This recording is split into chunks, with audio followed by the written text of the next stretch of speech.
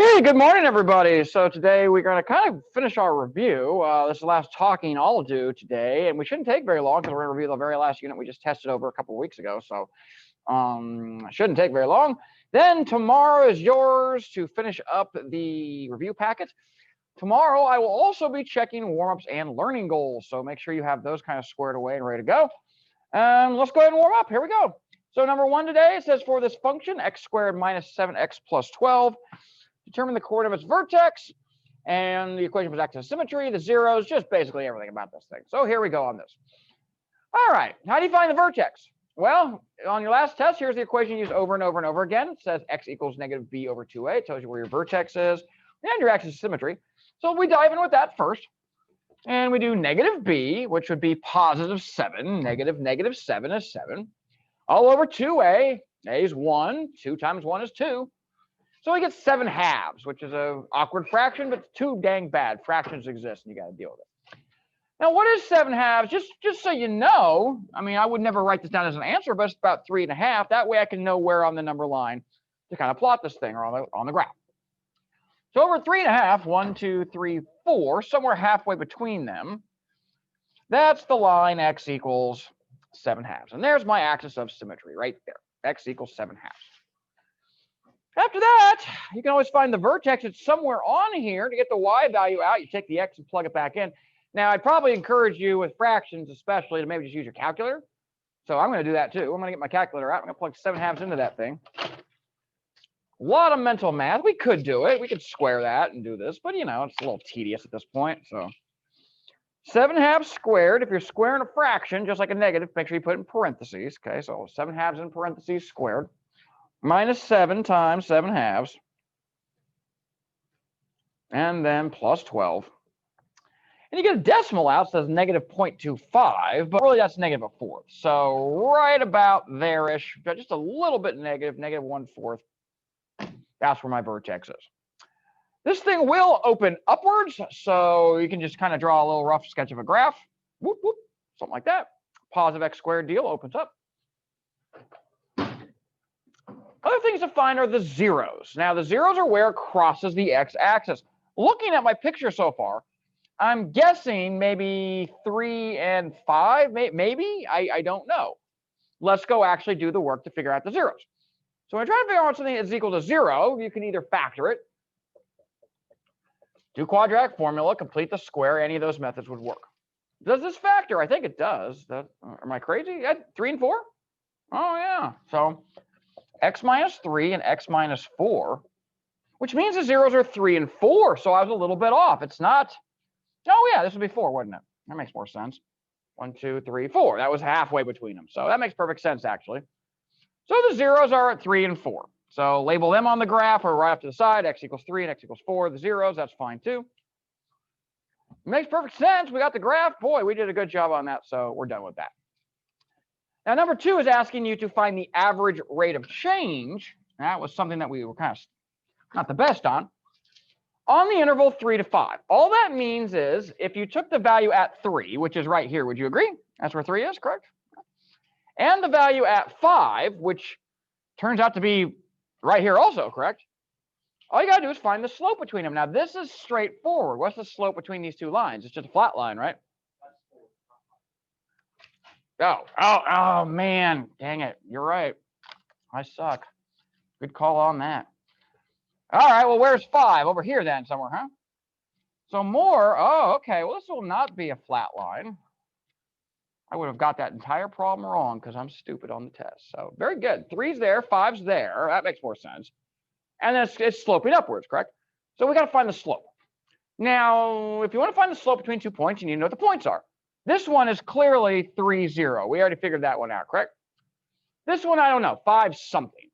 So we got to plug 5 back into this thing and see what we get. If you plug 5 in, 5 squares 25. 7 times 5 is 35, right?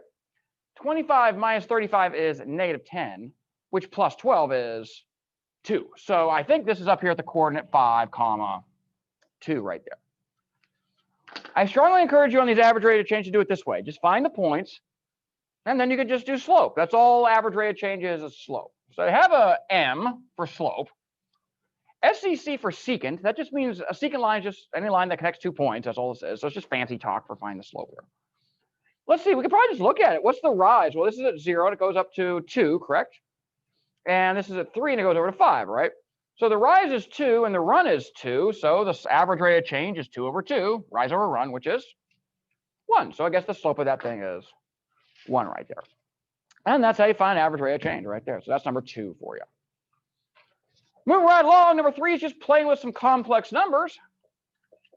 They make up 2 letters for them, x and y. They say, okay, let's call x 1 plus 3i. Let's call y negative 4 plus I. And I just want you to do a bunch of things with them. So part A, they're asking you to add them together. So what's x plus y? Well, here's x, check, plus y, which is negative 4 plus I. And for complex numbers, it's really easy. All you got to do is add like terms. So reals with reals, imaginaries with imaginaries. 1 plus negative 4 is negative 3. And 3 i's plus an I is a grand total of just 4 i's. So there's all you got to do to add them together. Part B is asking you to subtract them. So it's x minus, and again, whenever you subtract something that's got lots of stuff in it, I put that stuff in parentheses, subtract the whole thing, x minus y. And let's see what that turns out to be. Real parts, I got 1 minus negative 4. That's 1 plus 4, better known as 5. And as far as the I junk goes, I got 3 i's minus 1 I, which is just 2 i's. So we're done with that one.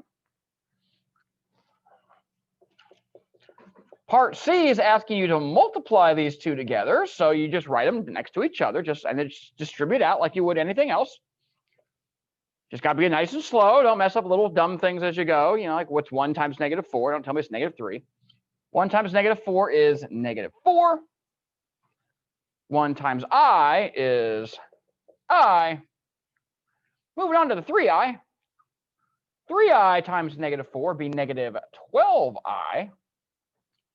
Now the last one, let's see, I got a positive times a positive, that's a positive. I got a 3i times an I, that's a 3i squared. And do not make me dock you for not simplifying I squareds. I squareds should be something that pops out at you and says, okay, I squared is negative 1, right? So if this is negative 1, then this isn't really plus 3, it's minus 3, right? So I got a minus 3 here, a minus 4 there. Altogether, that's minus 7.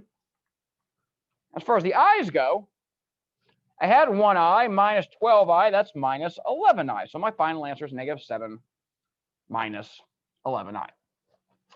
And that's all there is to that. Lastly, part D is just saying, hey, can we go ahead and divide complex numbers? Well, let's do it. Part D is x divided by y. X is 1 plus 3i.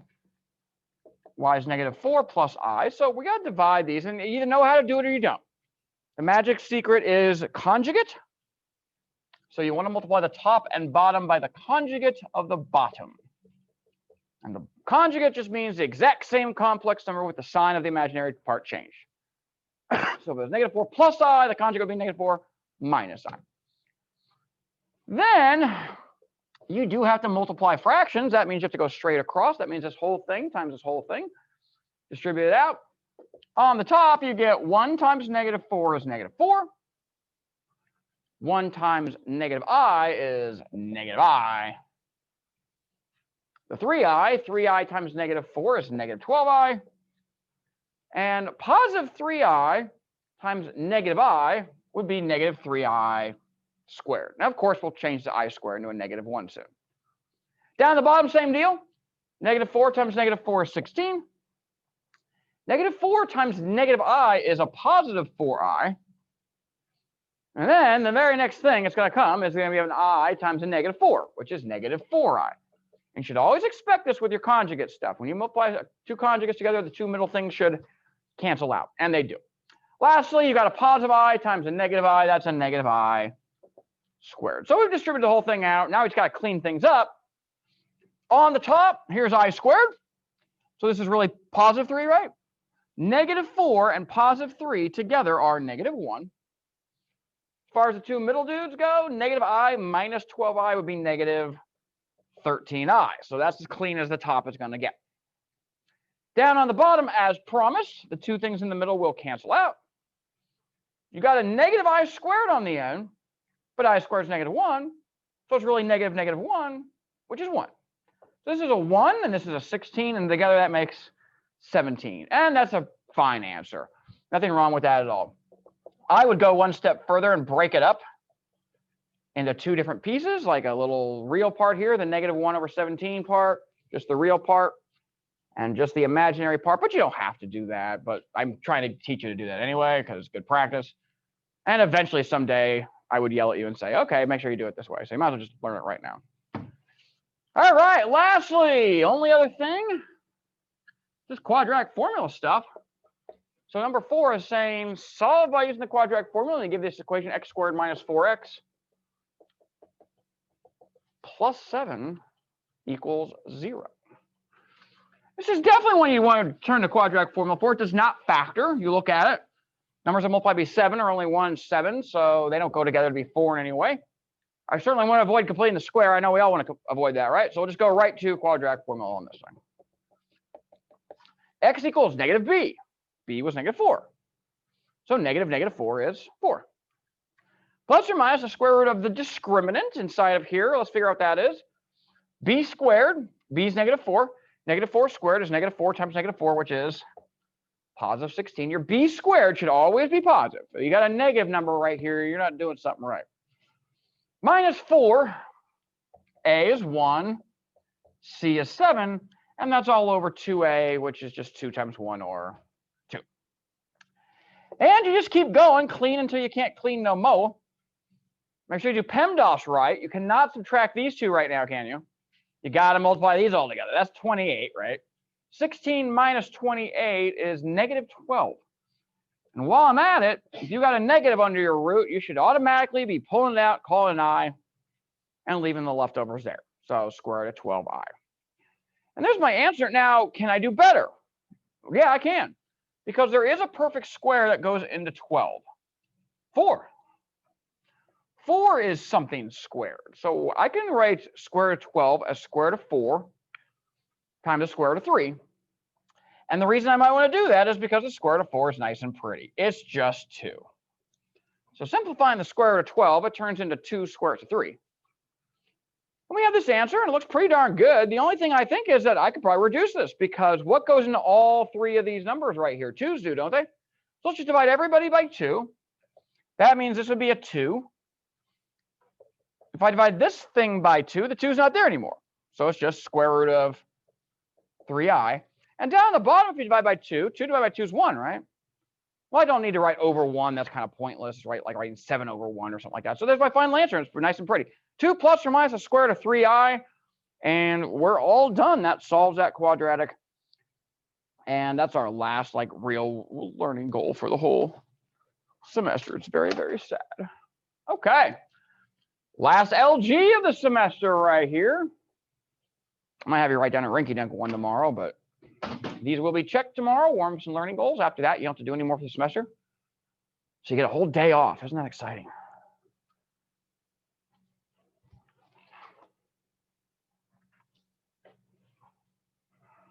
It's all coming to a head. See you guys Thursday morning, first thing for first hour. 5th hour, you'll also have your final on Thursday. 8th hour, I'll see you guys on Friday.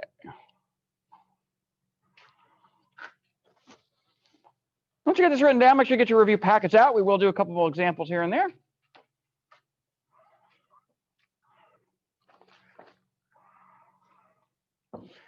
And it's really what I just went over in the warm-up already, so I'm not going to belabor things to death too much today. Notebook check due tomorrow. Okay, so that's something called NC.1, notebook check, semester 1. So makes sense. And your final exam review, of course, is due for you guys on Thursday or whenever you take the final. So that's when things are due. All right, let's finish up this review. Here we go. So we left off on Unit 3, which is what we just got done testing over, quadratic functions. So really shouldn't need too much of a refresher. The only things you should remember are where do you find the vertex? That equation down there, negative b over 2a, right? You can use that. You can use that to find the axis of symmetry and also where the vertex is.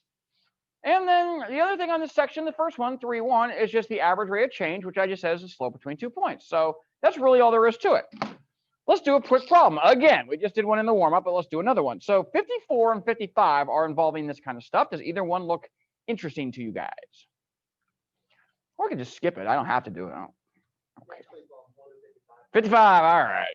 Smart, man. All right, let's do 55 together. 55 says this equation, it's got f of x is 2x squared plus 4x, and then a minus 6 on the end of that. Your job is to find the axis of symmetry, the vertex, and the average rate of change on some interval, and of course, graph it too.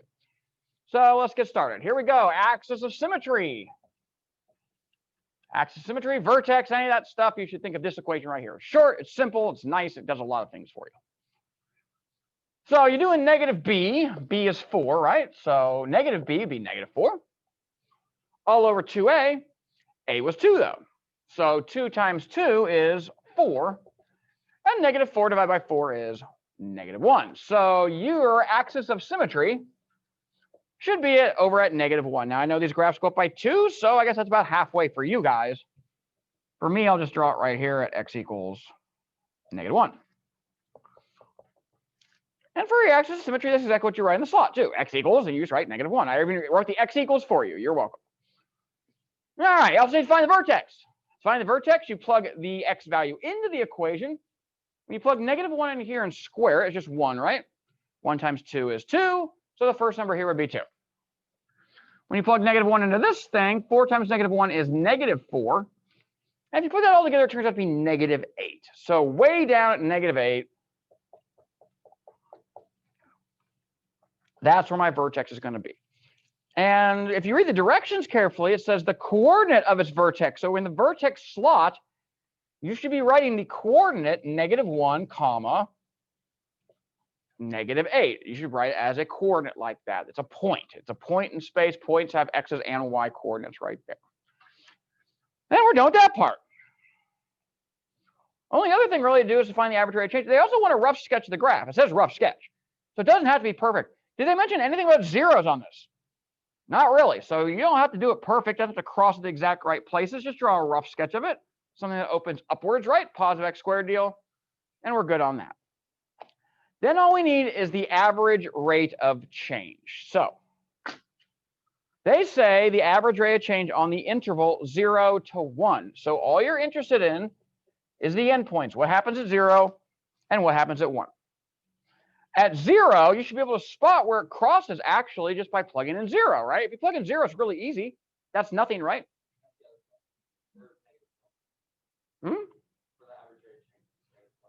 Is it negative 1, 2? Dang it. Oh, man. I'm off today. Thank you again. Error number 2 today. Okay, negative 1 and 2. My bad. Hey, that's actually good news because we figured out what it was at negative 1. You remember? It's negative 8, right? So this point right here is negative 1, negative 8 at negative 1. We're trying to go all the way over to 2. Now, at 2, I don't know what the value of it is. That's the other thing you got to figure out. If you plug 2 in, let's see, 2 squared is 4, right? 4 times 2 is 8. If you plug 2 into this thing, you get another 8. That's 16 minus 6, which is 10. So way up at 10. So go over to where 2 is, and then go up to 10. Wherever that happens to be, that's the other point on the graph. So 2, 10. Now, these are the 2 points I have. Average rate of change is just finding the slope between these 2 points. That's all it is. So this slope, if you draw a little line connecting these things, it looks like a positive slope. Would you agree? So I should expect to get some kind of positive answer out when I'm done. Well, how do you find slope? Rise over run. Or if you like equations, you could do this one, y2 minus y1 over x2 minus x1. Doesn't really matter, rise over run, this thing, it's all the same jazz. I'll use this one for once. This point up here, its y value is 10, correct?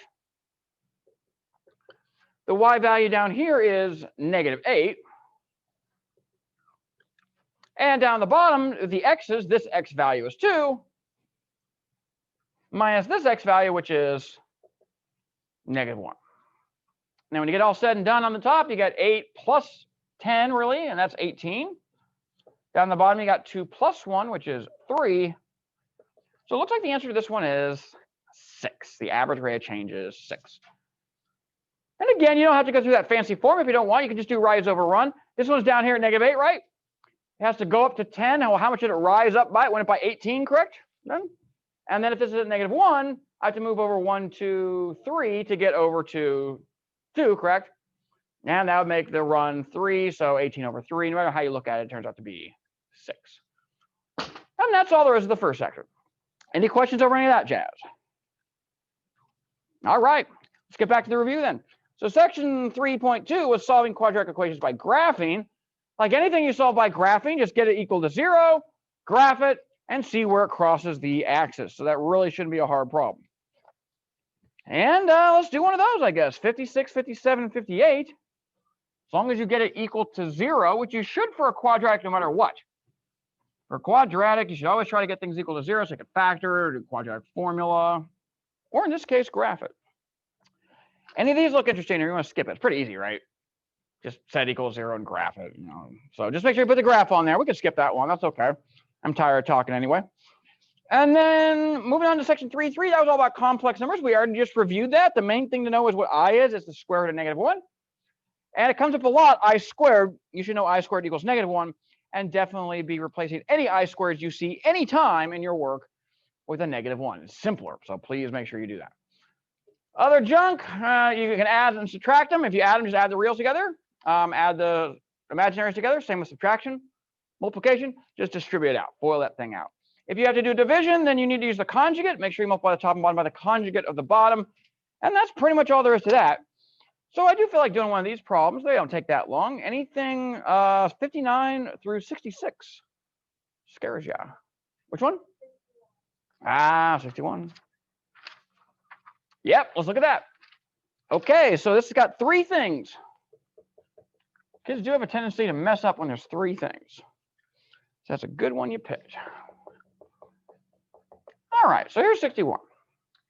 The key to doing lots of things, 3 things, or 4 things, or however many things, is to not do that many things at once. You just want to do 2 at a time. So it doesn't matter what 2 you pick, but let's just work on 2 of them, and we'll ignore the 3rd one for a minute.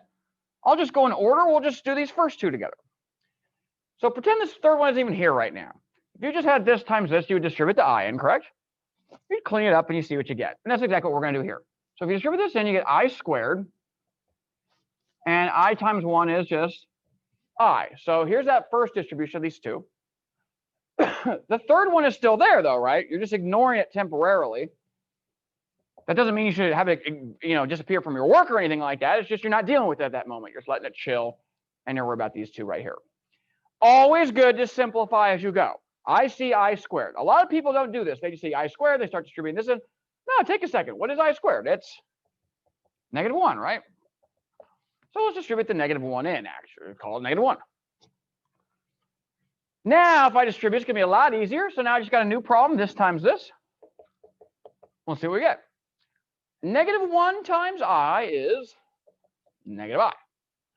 -1 times -1 is a +1. Go on to the next person. I see an I times an I. Now that's I squared. But while we're at it, I squared is -1, right? So the I times the I is -1.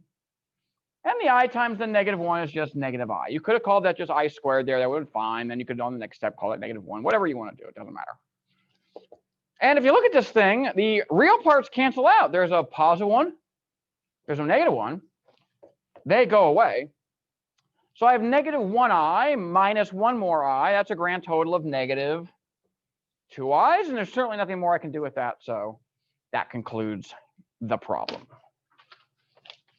So if you have 3 things multiplied together, don't freak out. The moral of the story is just do 2 of them. Let the other one chill. And then you can always come back to it later on. Section 3.4 is about solving by factoring. That's, of course, a very useful skill for us. You want to be able to do that. When you're factoring, check first that there's not something they have in common. They got a number in common or a variable in common. You can factor it out first. After that, then you go down to your normal business. Try to find 2 numbers that multiply to be the last term, add to be the middle term. And if you can find that, then you'll be just fine. Whole reason we are learning to factor is because we can see when the factors themselves are equal to 0. So if you got things factored and they're equal to 0, then all you have to do is look when the factors individually are equal to 0, and that'll spit out your answer for you. So there's a few problems about that. There's 67 through 69. Want to do one of those? Or you want to do them on your own? I don't care. Yes. No. 67 to 69. Free questions. 69. I would do something. Yeah, it's got a pi in it. Got a pi in it. All right, so you got this thing, 69. And like I just got done saying, with a quadratic, the key thing is to set it equal to 0. So I'm going to move this pi x over. Don't let the pi scare you. It's just a number. It's just, it wouldn't scare if it was a 5. If it was 5x, you'd be, oh, this is fine. I can do it with pi. For some reason, it's not. Now, I know when we see x squared, the first instinct we have is, let's do x plus something else, and do all that. But don't forget your most basics of factoring. Is there something that goes into everything here? X does, doesn't it? So factor an x out first. If you factor an x out, if you take it out of an x squared means there are 2 x's, so there'd be 1 left. And if you take an x out of the pi x, then the only thing left is just a pi. So this is the factored form of this thing right here. We factored it without doing the plus, 2 things that multiply to be the last term and all that stuff.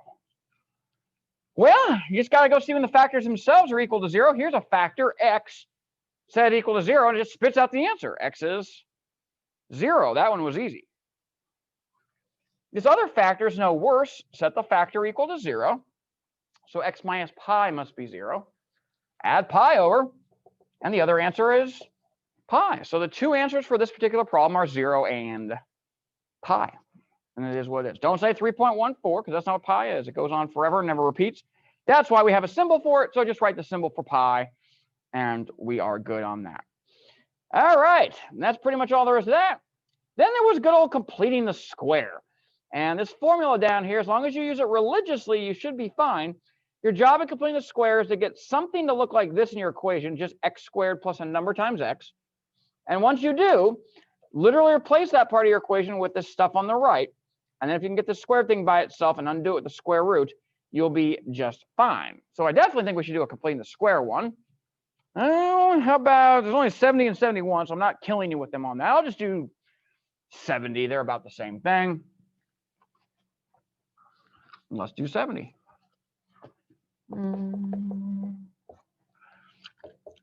States x squared plus 4x minus 11. Doesn't really matter what the last number is, because what you're really concentrating on when you're completing the square is the first 2 things.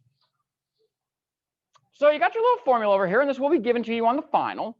So let's go ahead and use it. Now just match things up. Here's x squared, here's 4x, here's bx. So I guess b must be 4, right? So these 2, I'm literally going to replace with this equation, but I'm just going to plug in 4 for b.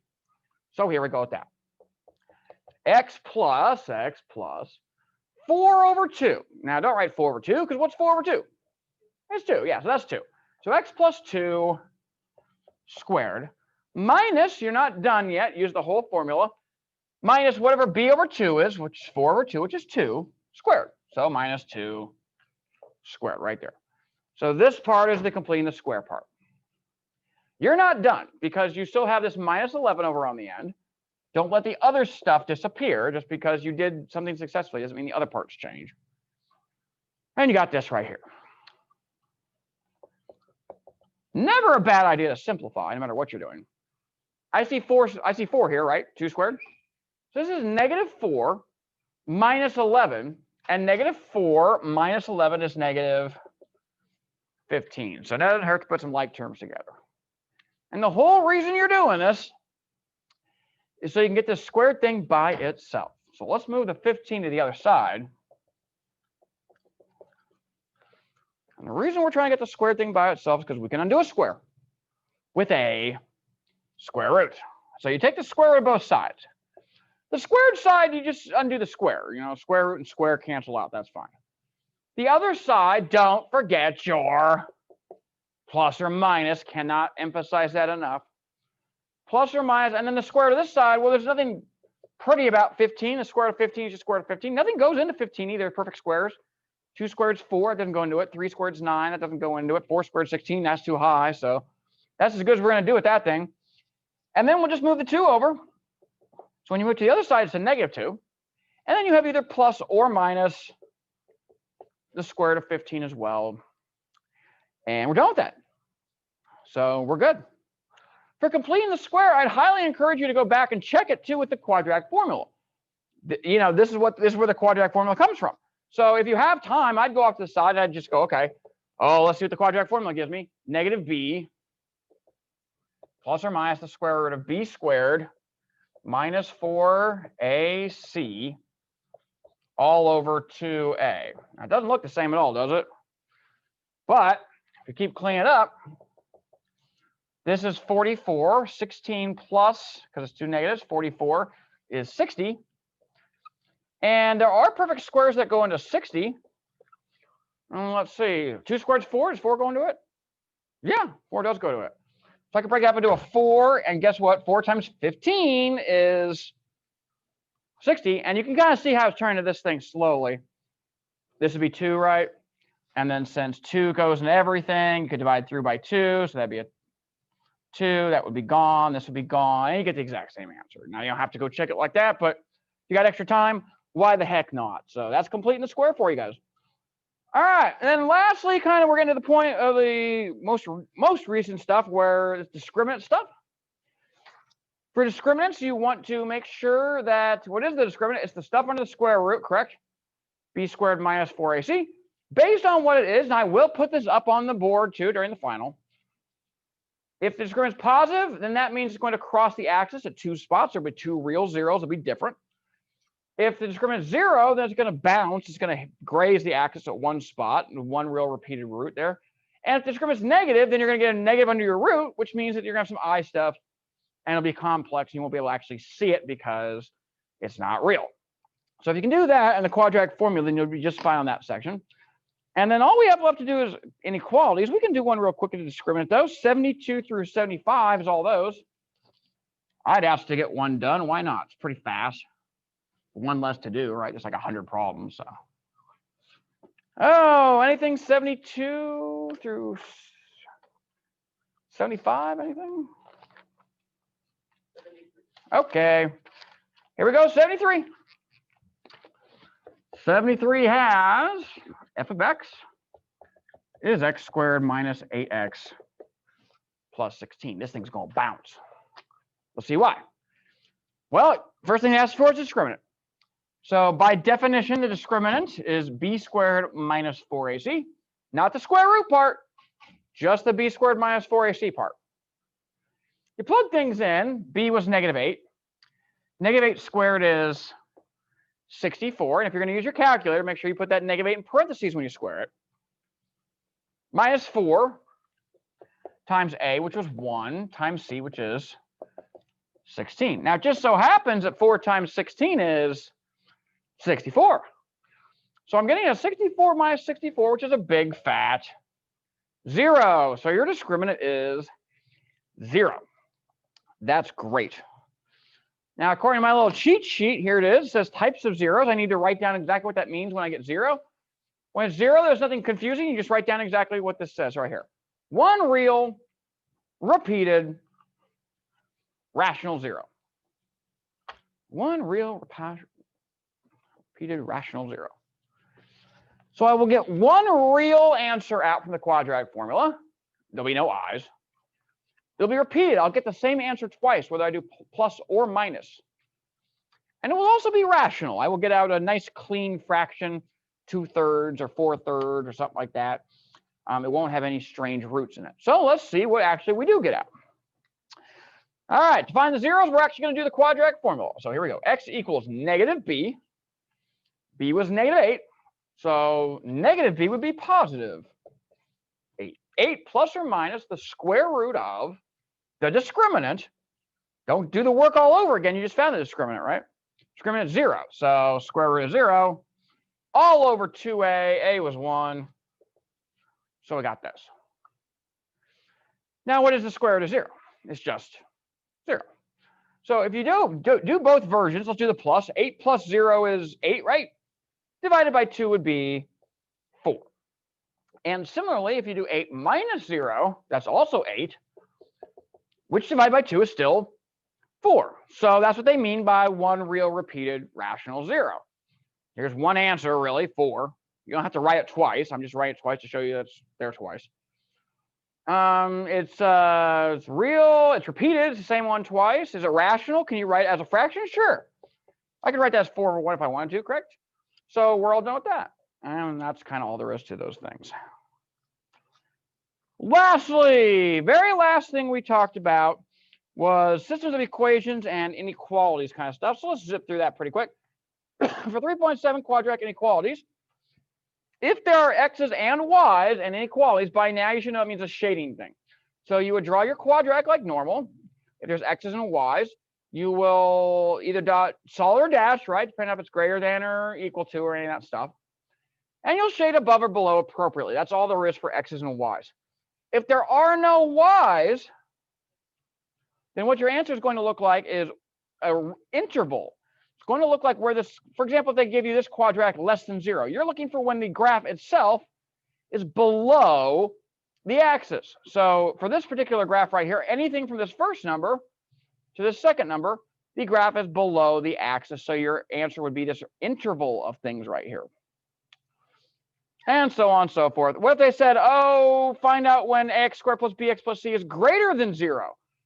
Well, it depends on what the graph is. Let's say you had, let's go back to this. Well, I got terrible things here. Never mind, I'll just do it myself. All right, that's it for that. Let's do one of them. How about anything 76 to 80? Looking challenging? I think we should do one of the ones that doesn't have y's. Let's do one of the ones that has an interval solution. 78 on. Anything 78 on? 79. Here we go. 79 says 2x minus 8 is greater than negative x squared plus 4x. No y's, no shading. No shading involved. We still got to figure out when this thing is, I don't know, greater than 0, less than 0. I don't know. It depends on which side I move things to. I would recommend keeping your x squareds positive. So I think we should probably move this junk over to the left. If I move this x squared over, then it's a positive x squared. If I subtract this 4x over, 2x's were over there. 2x minus 4x would be negative 2x. And now the right side is 0. So in this particular way I did it, I'm going to be looking for when this thing is more than 0, where it's above the axis. Well, I better figure out where it crosses the axis then. That's what zeros are. What's the easiest way to find when something's equal to 0? Off to the side, when does this thing equal 0? I know we're not looking for when it equals 0, we're looking for it's greater than 0, but when's it equal to 0? Well, it does factor into x minus 4 and x plus 2, which means the two zeros are at 4 and negative 2. So visually, what's going on is this thing is going to cross the axis at 4 and at negative 2, and it was a positive x squared, so it opens up. Very good to have a visual of this thing. This is kind of what this graph looks like. This side work was just to kind of figure out where this thing crosses and all that jazz.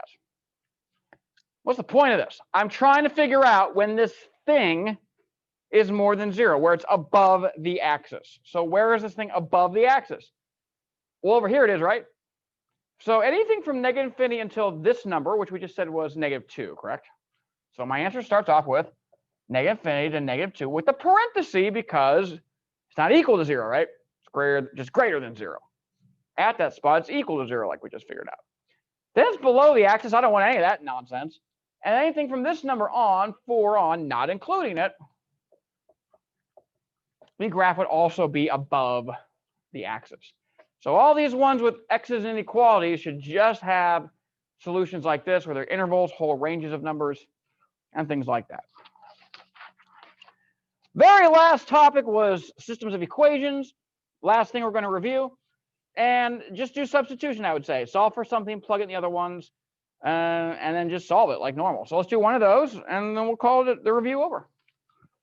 Anything on the last page at all, maybe 82 through 85 or something like that?